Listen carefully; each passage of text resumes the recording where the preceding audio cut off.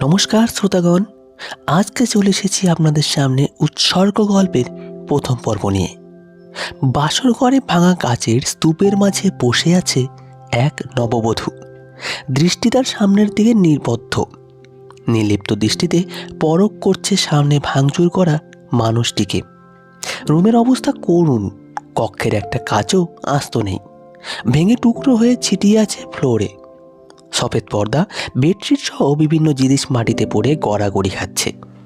আর তার মাঝেই একটু জায়গা করে বসেছে মায়া। পুরো নাম সাইয়ারা খান মায়া। সামনের মানুষটি রেগে আগুন হয়ে আছে, হাতের কাছে যা পাচ্ছে তাই ছুঁড়ে মারছে ফ্লোরে। একের পর এক জিনিস ভেঙে ক্ষান্ত হলো রুদ্র। যখন ভাঙার মতো আর কিছুই পেল না, তখন তাকালো মায়ার দিকে। মায়ার কোনো ভ্রুক্ষেপ নেই এসবে। সে অপলক দৃষ্টিতে তাকিয়ে আছে রুদ্রর দিকে। রুদ্র তেড়ে গেল মায়ার দিকে, হাতে হ্যাচকা টান দিয়ে টেনে তুলল ওকে। সহসা চর বসালো মায়ার গালে। শক্ত হাতে চর খেয়েও মায়ের কোনো পরিবর্তন হলো না, টু শব্দটুকু হলো না তার। রুদ্র কটমট দৃষ্টিতে তাকালো মায়ার দিকে, বাহু ধরে ঝাঁকিয়ে রাগী কণ্ঠে জিজ্ঞেস করলো, কেন করলি এমন? কি ক্ষতি করেছি আমি তোর? কি করেছি? কি করেছিস জানিস না? কেন বিয়ে করেছিস? মানা করেছিলাম না? এখন আমি আরশিকে কি জবাব দেব? বলবি আমাকে বিয়ে করেছিস? তোর লজ্জা করছে না এসব বলতে? রুদ্র হতভম্ব হয়ে জিজ্ঞেস করলো। আমি ভালোবাসি ওকে, 1.5 বছরের সম্পর্ক আমাদের। তাকে প্রতিশ্রুতি দিয়ে আরেকজনকে বিয়ে করেছি, ঠকিয়েছি তাকে। খবরদার ভালোবাসার কথা বলবি না। গা জ্বলে ওঠে আমার। উফ রে, ভালোবাসা যা আজ একজনের ওপর আসলো, কাল আর একজনের ওপর আসলেন আমার রোমিও তার 12 জুলিয়েট নিয়ে গপ্প শোনাতে। 12 ভাতারি। মায়া, আল্লাহর ওয়াস্তে অবজা, তোর আর একটা গাল যেটা লাল হয় নাই, ওটারেও টমেটো বানাইস না, জুতা খাস না আমার। তুই জুতা মারলে আমি মনে হয় গালে আঙুল দিয়ে বসে থাকবো। দেখ ভাই, তোর এত পেঁচাল ভালো লাগছে না, ঘুম আসছে খুব, ঘুমাবো আমি। মায়া বিরক্তিকর স্বরে বলল। আমার ঘুম হারাম করে তোর ঘুম আসছে? হ্যাঁ আসছে, এবার সামনে থেকে দূর হ। বলেই বেডের দিকে এগিয়ে গেল। মোবাইল ফোন হাতে নিয়ে কল দিল কাউকে। তড়িঘড়ি করে বলল, বাবাই একটু কষ্ট করে একজন মেয়েটকে রুমে পাঠাও তো। কি হয়েছে প্রিন্সেস, কোনো সমস্যা? রুদ্র তোমাকে কিছু বলেছে? না বাবাই, সমস্যা নেই, একটু সাহায্য লাগবে কারো।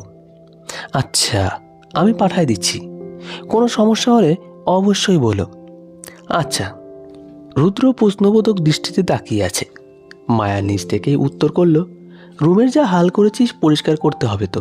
উপস, প্রেমিকার বিরহে শেষ হয়ে যাচ্ছে, ব্যঙ্গ করে বলল মায়া।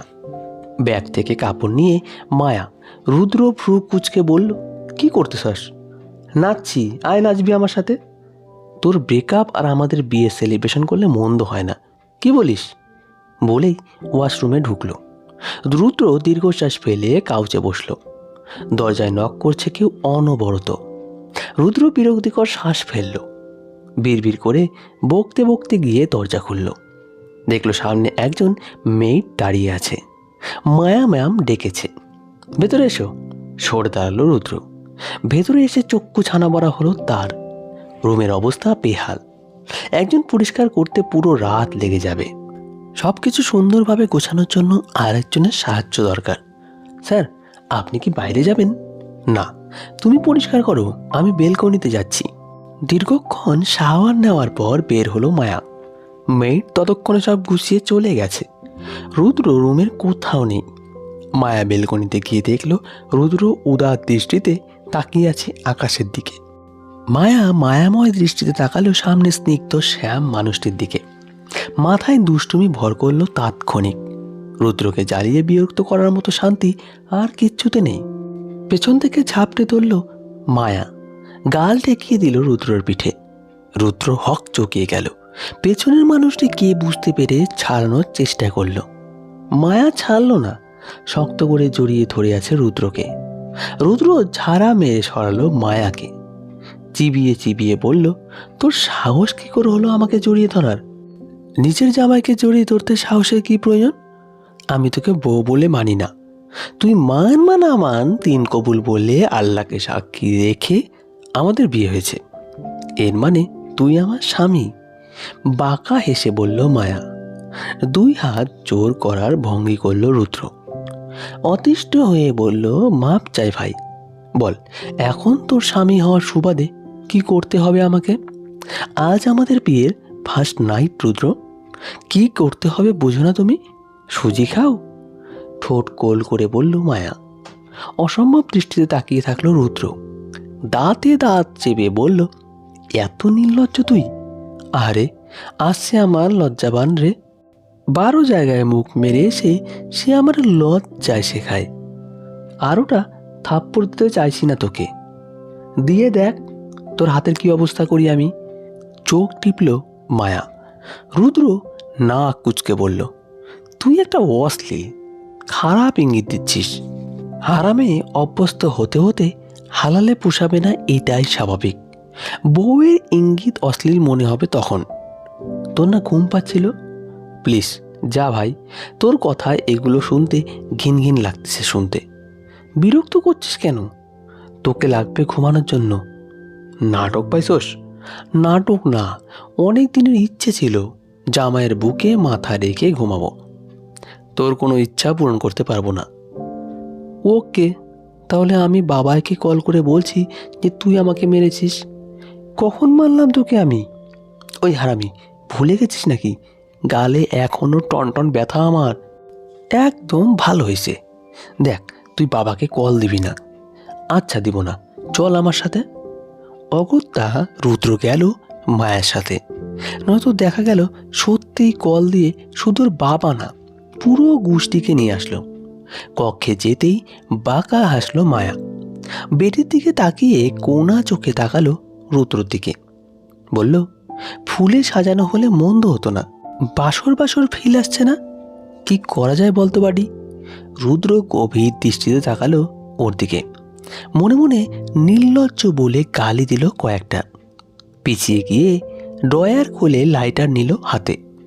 মিষ্টি হেসে বলল, ফুলের বদলে কয়লা থাকলে আরো বেশি ভালো হয়। বলেই বিছানা ছুঁড়ে মারল লাইটার। মুহূর্তেই দাউ দাউ করে আগুন জ্বলতে শুরু করলো। মায়া শান্ত দৃষ্টিতে তাকালো সেদিকে। রুদ্র ওর দিকে ঘাড় বেঁকিয়ে তাকিয়ে বলল, তোর সংসারে আগুনে সজ্জিত বিছানার মতোই হবে। প্রতিনিয়ত জ্বলিয়ে পুড়ে অঙ্গার হবি, ছাইটুকুও বাঁচবে না মায়ু। ছলনার পরিণাম খুব বিশ্রীভাবে দিতে হবে। আমার সাথে সুখের সংসারের আশা ছেড়ে দে। Welcome to health sweeter. Best friend হিসেবে আমার কিছু দায়িত্ব আছে তো নাকি? নিশ্চুপ ওয়াশরুমে গিয়ে এক বালতি পানি নিয়ে এলো মায়া। আক্রোশে পানিটুকু ছুঁড়ে মারল বিছানার ওপর। বালতি রেখে এসে দেখল রুদ্র কাউচের ওপর শোয়ার প্রস্তুতি নিচ্ছে। মায়া তপ্ত স্বরে চিল্লিয়ে বলল, আমি কোথায় শুব? বিছানা তো জ্বালিয়ে দিয়েছিস জানোয়ার। It's not my responsibility. তুই কোথায় শুবি সেটা আমার ভাবার বিষয় না। দেখ, তুই যদি মনে করে থাকিস তোর কথায় আমি ফ্যাচ ফ্যাচ করে কাঁদবো, বাংলা সিনেমার নায়িকা শাবানার মতো সব কথা শুনবো, তোর কথায় নিচে শোবো, তাহলে তুই ভুল ভাবতেছস। শান্ত স্বরে বলল মায়া। আমি কখন বললাম তুই যে নায়িকা শাবানা? রিয়া খানকেও ছাড়াই যাবি না কুটনামিতে। কুটনি মহিলা, আল্লাহ মাফ করবে না। দীর্ঘশ্বাস ফেলল মায়া। সোফার কাছে গিয়ে ধপ করে রুদ্রর বুকের উপর শুয়ে পড়ল। হক চকিয়ে গেল রুদ্র। কিছু বলতে চাইলে মায়া সহসা থামিয়ে দিল তাকে। প্লিজ কিছু বলিস না, ঘুমাতে দে। প্রচণ্ড মাথা ব্যথা, আর কোথাও শোয়ার জায়গা নাই। তোর বুকে একটু জায়গা দে। চুপ করে থাকলো রুদ্র। চাইতেও কিছু বলতে পারল না। পাগলকে বোঝানো ওর পক্ষে সম্ভব না। ও কোনোদিন জিততে পারেনি মায়ার সাথে, আজও পারল না। মায়া নিজের মন মর্জি করল। রুদ্র মেনে নিল। বুকের ভেতর ঠিপ ঠিপ করছে। তড়িৎ বেগে ধিমধিম শব্দ করে লাফাচ্ছে হৃৎপিণ্ড। উপর হয়ে ওর বুকের উপর শুয়ে আছে মায়া। সাপের মতো আষ্টে পিষ্টে জড়িয়ে ধরে আছে ওকে। রুদ্রর মনে হলো একটা তুলার বস্তা ওর গায়ের ওপর তুলে দেওয়া হয়েছে। আশ্চর্য, একটা মানুষের পায়ে এত হালকা কি করে হতে পারে? আনমনা হয়ে মায়ার চুলে হাত রাখলো রুদ্র। চাদরটা গলা পর্যন্ত টেনে দিল ওর। কিছুক্ষণ পর ডাকলো ওকে, কিন্তু মায়া সাড়া দিল না। সারাদিনের ক্লান্তিতে ঘুমিয়ে পড়েছে মেয়েটা। রুদ্রর মায়া হলো মায়ার ক্লান্ত মুখশ্রীর দিকে তাকিয়ে, কিন্তু তার যে ঘুম আসছে না। কয়েক ঘন্টার মাঝে জীবনটা পুরোপুরি পাল্টে গেল। একটা মানুষ অনাকাঙ্ক্ষিতভাবে জুড়ে গেল ওর সাথে।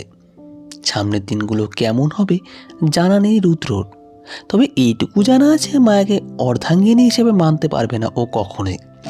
মায়ার জায়গা আলাদা, সেখানে ভালোবাসা নামক জিনিসটা কখনো আসবে না। তো বন্ধুরা, প্রথম পর্বের সমাপ্তি হলো এখানে। দ্বিতীয় পর্বটি আগামীকাল আসছে, দেখতে ভুলবে না। দেখতে হলে আমাদের চ্যানেলটিকে সাবস্ক্রাইব করে রাখতে পারেন। ধন্যবাদ সকলকে, ভালো থাকবেন, সুস্থ থাকবেন।